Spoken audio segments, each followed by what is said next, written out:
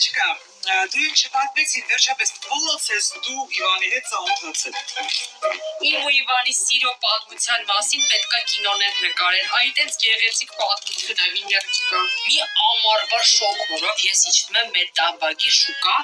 նենց է սիրուն էի հագես, այս սիրուն դերիա էի հագի, մազերս լվացել էի հազիվ, սարել էի, ու իջել էի կանաչի առնելու, Իվանս է ռեստորանի համար եկել էր առևտուր անելու, ես է մի հատ վաճառողի պորտա տեղը դրեցի, որովհետև ի վրա ոչ թարմ սամիթ էր ուզում վաճառել, դե Իվանս որ տեսավ ոնց եմ այդ մարդու պորտա տեղը դնում, սիրահարվեց, ուրիշ տարբերակ չուներ։ Մի խոսքով չդիմացավ գեղեցկությանս ու սիրահարվեց։ Մի օր է Վալենտինի օրը Viber-ից նամակ էր գրել, իջի քո համար անակնկալ ունեմ, ես էլ իջա տենամ սպիտակ արջուկով ինձ ա սպասում, Իվանս իմ սպիտակ արջուկով ասպետն է։ Ոյ Ալվարդիչկա, ձեր պատմությունը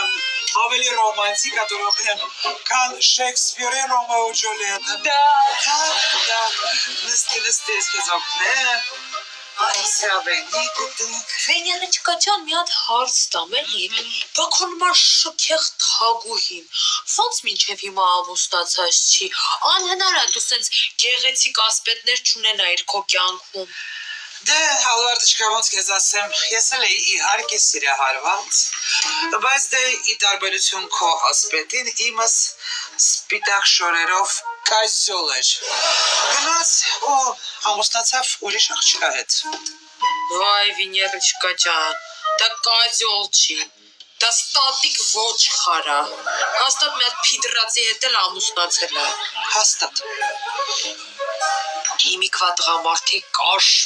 կաշմար։ Չէ, դու ես գլուտեն ֆրի եմ։